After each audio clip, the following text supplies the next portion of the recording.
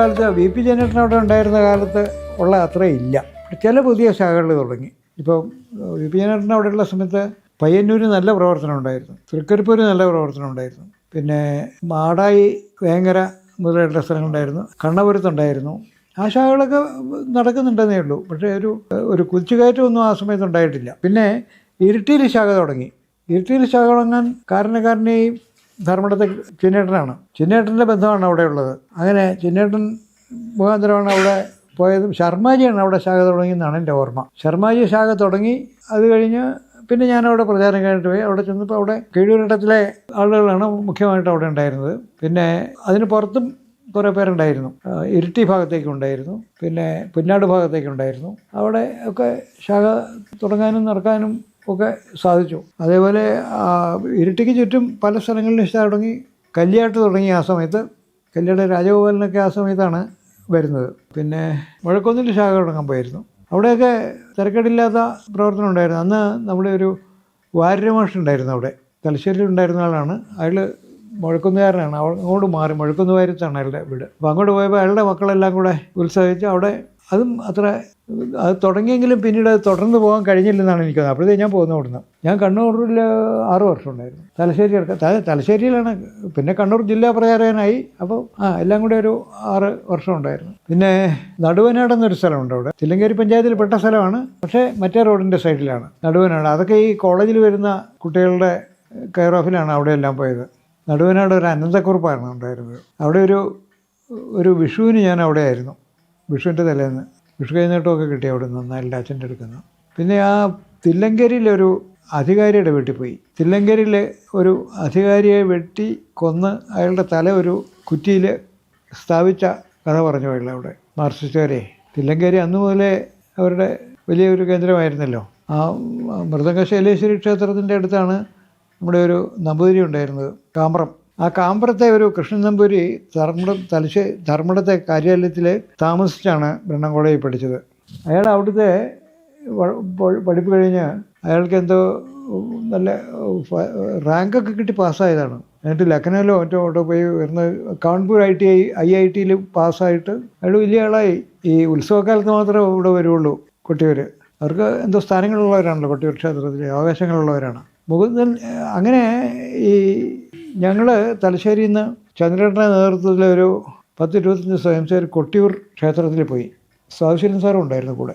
അങ്ങനെ പോകുന്ന സമയത്ത് അന്ന് പേരാവൂരിൽ നിന്ന് തന്നെ നടന്നു പോകണം. ഒരു വൈകുന്നേരമായപ്പോൾ മണത്തിന് എഴുതിയപ്പോൾ അവിടെ ഞങ്ങൾ ശാഖ കണ്ടത്.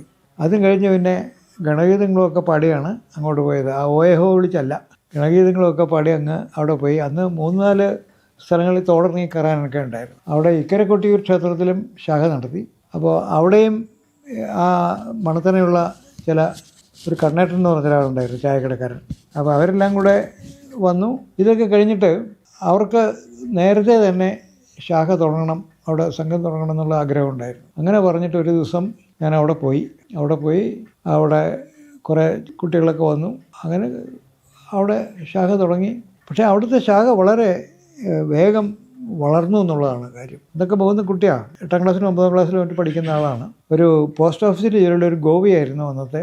പോസ്റ്റൽ ഡിപ്പാർട്ട്മെൻറ്റിൽ ജോലി കിട്ടിയിട്ടില്ല, അതിൻ്റെ ടെസ്റ്റ് എഴുതി സെലക്ഷൻ കിട്ടിയിരിക്കുന്ന സമയമാണ്. അയാൾക്ക് സെലക്ഷൻ കിട്ടിക്കഴിഞ്ഞപ്പോൾ ട്രെയിനിങ്ങിന് വേണ്ടിയിട്ട് അയാൾ തിരുവനന്തപുരത്ത് പോയി. അങ്ങനെ തിരുവനന്തപുരത്ത് ട്രെയിനിങ്ങും അവിടെ ആദ്യത്തെ 4-5 വർഷത്തെ ജോലിയൊക്കെ കഴിഞ്ഞിട്ടാണ് അയാൾ തിരിച്ചു വന്നത്.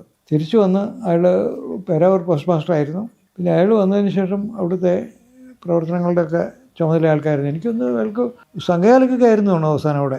മുകുന്ദൻ അവിടുത്തെ ശാഖയിൽ മുകുന്ദൻ മാത്രമല്ല വേറെയും കുറേ പേരുണ്ടായിരുന്നു അവിടെ. വേറൊരു മുകുന്ദൻ ഉണ്ടായിരുന്നു. അങ്ങനെ ഒരു പപ്പൻ എന്ന് പറഞ്ഞ ഒരാളുണ്ടായിരുന്നു. ആ പപ്പൻ റേഡിയോ മെക്കാനിസം പഠിക്കാൻ വേണ്ടിയിട്ട് ആലപ്പുഴ പോയി. അപ്പോൾ ആലപ്പുഴയിൽ റേഡിയോ മെക്കാനിസം പഠിപ്പിക്കുന്ന ഒരു സ്ഥാപനം ഉണ്ടെന്ന് എനിക്കറിയാമായിരുന്നു. അവിടെ പോയാൽ പഠിക്കാമെന്നൊക്കെ പറഞ്ഞ് വിട്ടതാണ്. അവിടെ ചെന്ന് ആലപ്പുഴ കാര്യാലയത്തിൽ താമസിച്ചുകൊണ്ട് റേഡിയോ മെക്കാനിസം പഠിച്ചു. അവർക്ക് തിരിച്ചു വന്ന് അതൊന്നും നടത്തേണ്ട ആവശ്യമില്ല, കാരണം അവരവിടുത്തെ ഊരാളന്മാരാണ്. ഉത്സവകാലത്ത് അവർക്ക് ആവശ്യമുള്ള പൈസയൊക്കെ വന്നോളൂ അങ്ങോട്ട്. അങ്ങനെ അത് പഠിച്ചു. ആ പപ്പൻ അങ്ങനെ കുറേ ആൾക്കാരുണ്ടായിരുന്നു അവിടെ അന്നത്തെ സ്വയംസേവകരായിട്ട്. മിക്കവാറും പേരെല്ലാം അമ്പലത്തിൻ്റെ ഊരാളന്മാരുടെ കുടുംബത്തിൽപ്പെട്ടിട്ടുള്ളതാണ്. പക്ഷേ ഈ മുഴക്കുന്നുവാരത്തെ ജനാർദ്ദനൻ എന്ന് പറഞ്ഞൊരു മാഷുണ്ടായിരുന്നു. അയാൾ ആദ്യം MA യും B.Ed കഴിഞ്ഞിട്ട് വന്ന് അയാൾക്ക് ഗവൺമെൻറ് ജോലി കിട്ടിയെന്ന് തോന്നുന്നു. ഗവൺമെൻറ് ജോലിയല്ല, ആദ്യം ഈ കൊട്ടിയൂരിലെ ഒരു മണത്തനെ ഒരു ഹൈസ്കൂൾ തുടങ്ങിയല്ലോ. ഏതായാലും ആ സ്കൂളിൽ അയാൾ പ്രിൻസിപ്പലായിട്ട് കുറേ കാലം ഉണ്ടായിരുന്നു. അത് കഴിഞ്ഞ് അയാളുടെ മക്കൾ കലാമണ്ഡലത്തിൽ പഠിക്കുക, കലാമണ്ഡലം അധ്യാപികയാണ് അയാളുടെ ഭാര്യ എന്ന് തോന്നുന്നു. ഏതായാലും അയാളിപ്പോൾ കലാമണ്ഡലത്തിലാണ് താമസിക്കുന്നത്. അങ്ങനെ ആ മണത്തന ശാഖയിൽ മുകുന്ദൻ്റെ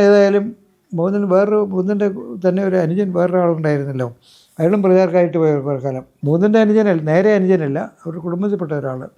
അയാൾ കോട്ടയത്തൊക്കെ കുറേ കാലം വിസ്താരക്കായിട്ട് വർക്ക് ചെയ്തിട്ടുള്ള ആളാണ്. അങ്ങനെ രണ്ടുപേരും അവിടുന്ന് ആ കാലത്ത് മുകുന്ദൻ സ്ഥിരം പ്രചാരക്കായിട്ട് പോയി, മറ്റേ ഇങ്ങനെയും പോയി. പിന്നെ ഗോപി പോസ്റ്റ് ഓഫീസിൽ നിന്ന് റിട്ടയർ ചെയ്തതിന് ശേഷം അയാൾ അവിടെ സംഘചാലക്കായി എന്നാണ് എൻ്റെ അറിവ്. അതിനുശേഷം അവിടുത്തെ ശാഖയുടെ ഒരു സ്വന്തമായിട്ടെന്തോ ഒരാളവിടെ സന്യാസിയായല്ലോ, അവിടുത്തെ ഒരു പഴയ എൽഡർ. അയാളുടെ സ്മാരകമായിട്ടും കാര്യാലയമായിട്ടും ഉപയോഗിക്കാൻ വേണ്ടിയിട്ടൊരു കെട്ടിടം പണിയൊക്കെ ചെയ്തു. അതിൻ്റെ ആ ഗൃഹപ്രവേശത്തിന് ഞാൻ പോയിരുന്നു അവിടെ.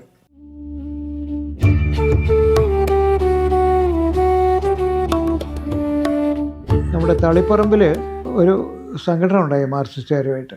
കാരണം അന്ന് ജനസംഘത്തിൻ്റെ പ്രവർത്തനം കുറച്ച് തുടങ്ങിയിട്ടുണ്ട്. അന്നാണ് നമ്മുടെ KG മാരാർ അധ്യാപകനായിട്ടുണ്ടായിരുന്നത് പറശ്ശിനിക്കടവ് സ്കൂളിൽ. ഭാഷാധ്യാപക സംഘടന എന്ന് പറഞ്ഞൊരു സംഘടനയുണ്ട്, കേരളത്തിലെ മുഴുവൻ മലയാള അധ്യാപകരുടെ സംഘടന. ആ സംഘടനയുടെ പ്രവർത്തകൻ എന്നുള്ള നിലയിൽ പല സ്ഥലങ്ങളിലും പോയി പ്രസംഗിക്കുകയൊക്കെ ചെയ്തു. അങ്ങനെ ഈ മാരാരുടെ പ്രസംഗം പ്രസിദ്ധമായി.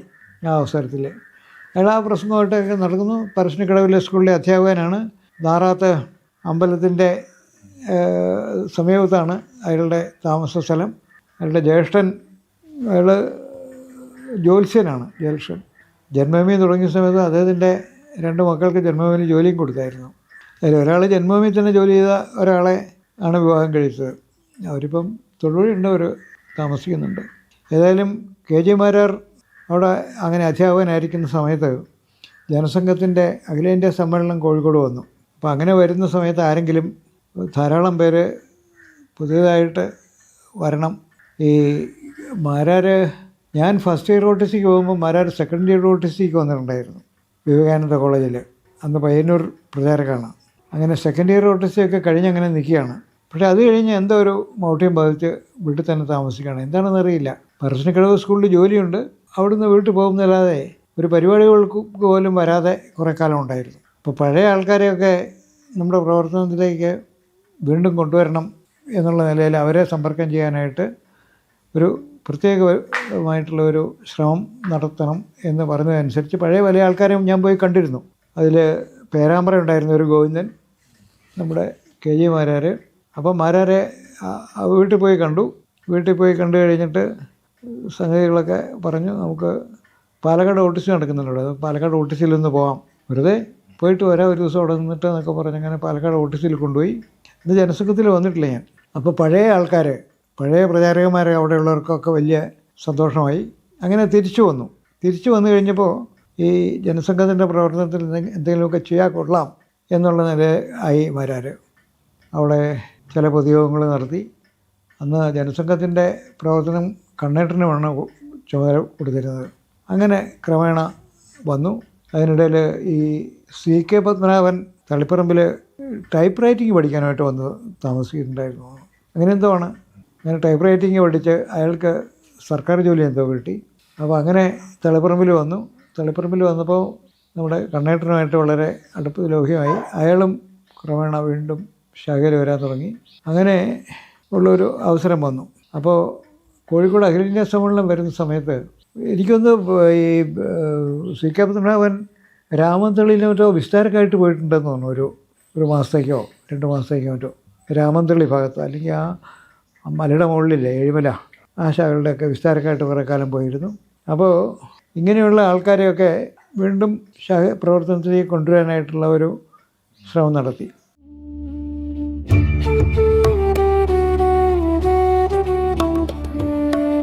അത് കഴിഞ്ഞപ്പോഴാണ് അഖിലേന്ത്യാ സമ്മേളനം വന്നത്. അഖിലേന്ത്യാ സമ്മേളനം വന്ന സമയത്ത് പരമേശ്വർജിയുടെ ഒരു താല്പര്യം, സമ്മേളനം ഏതാണ്ട് 6 മാസം മുമ്പേ തീരുമാനിച്ചു.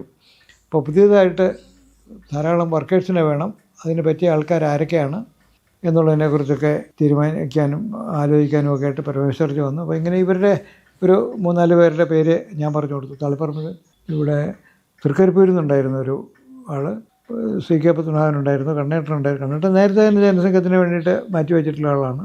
പിന്നെ നമ്മുടെ കുഞ്ഞിക്കണ്ണൻ, ഇങ്ങനെയുള്ള ചില ആൾക്കാരെ എല്ലാം ഫുൾ ടൈമേഴ്സായിട്ട് വരാൻ സാധ്യതയുള്ളവരാണ് എന്ന് പറഞ്ഞ് പരമേശ്വർജി അവരെ പോയി കാണുകയും അവരുമായിട്ട് സംസാരിക്കുകയും അവരിൽ ചിലരൊക്കെ ഫുൾ ടൈമേഴ്സായിട്ട് വരാൻ തയ്യാറാവും. ആ കൂട്ടത്തിലാണ് കെ ജി മാരാർ വരാൻ തയ്യാറായത്. സി കെ പത്മനാഭൻ കുറെ കഴിഞ്ഞിട്ട് തയ്യാറായി. കുഞ്ഞിക്കണ്ണനും ആ കണ്ണൂർ സമ്മേളനം കഴിഞ്ഞിട്ടാണ് തയ്യാറായത്. കണ്ണൂരിൽ സമ്മേളനം ഉണ്ടായിരുന്നു, ആ സമ്മേളനത്തിന് മുമ്പും ഉണ്ടായിരുന്നു.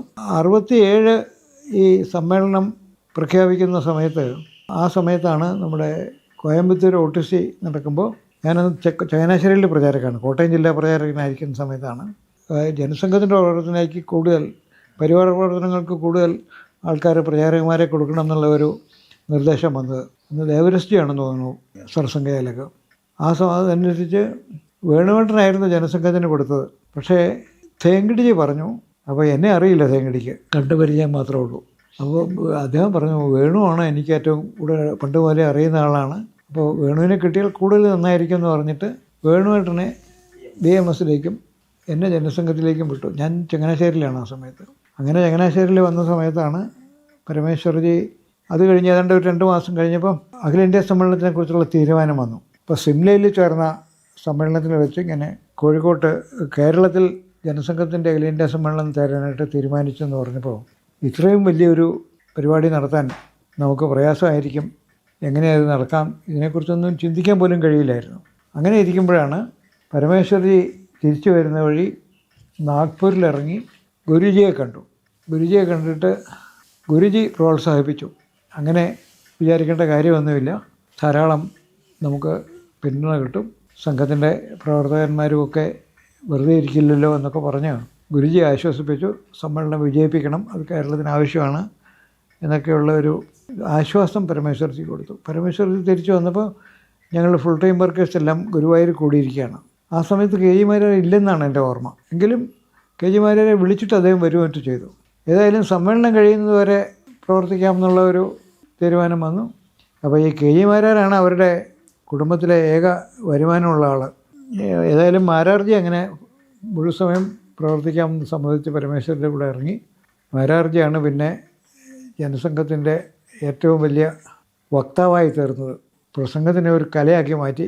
മാരാരുടെ പ്രസംഗം എന്ന് പറഞ്ഞാൽ ആൾ തടിച്ചു കൂടും. അവിടെ കാസർഗോഡ് ഭാഗത്തൊക്കെ പോയി കഴിഞ്ഞാൽ ചിലർ പറയും ആ മാരാരെ കൊണ്ടൊന്നും ഇവിടെ പ്രസംഗിപ്പിക്കണമെന്ന് പറയും. അതുപോലെ വേറെ ചിലർ പറയും അവർ കോൺഗ്രസ്സുകാരോ കമ്മ്യൂണിസ്റ്റുകാരോ സോഷ്യലിസ്റ്റുകാരൊക്കെ ആയിരിക്കും. അവർ പറയും അയ്യോ നിങ്ങൾ വേറെ ആരെ വേണമെങ്കിലും കൊണ്ടുവന്നോ, മാരാരെ ഇങ്ങോട്ട് കൊണ്ടുവന്നേ കരുതെന്ന് പറയും.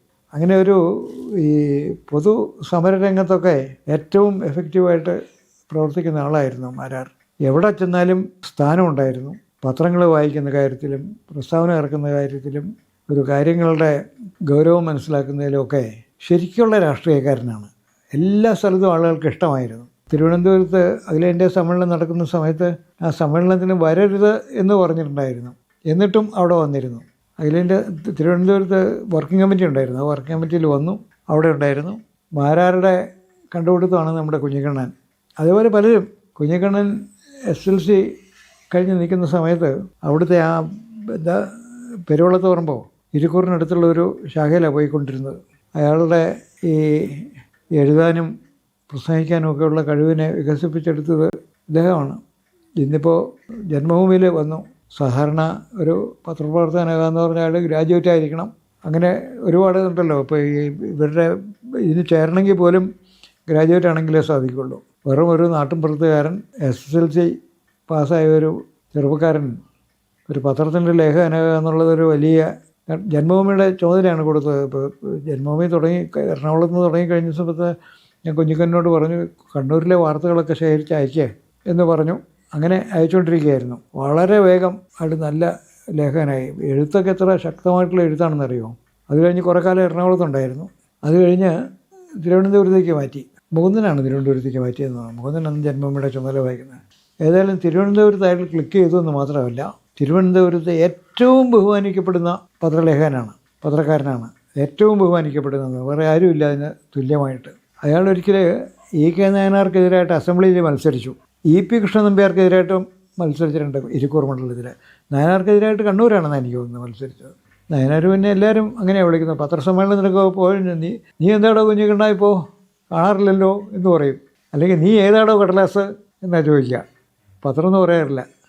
നീ ഏതാ കടലാസ് ഇന്നത്തെ കടലാസൊന്നും കണ്ടില്ലേ, ഇങ്ങനെ ചോദിക്കുന്ന ആളാണ് നയനാർ.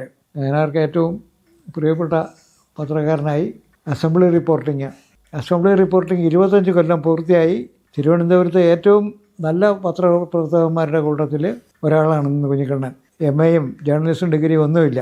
തിരുവനന്തപുരത്ത് ചെന്ന് കഴിഞ്ഞാൽ അവിടെ തമിഴ്നാട്ടിൽ, അതായത് തെക്കൻ തിരുവിതാംകൂറിൽ കന്യാകുമാരി ജില്ലയിൽ ഇലക്ഷൻ വന്നു.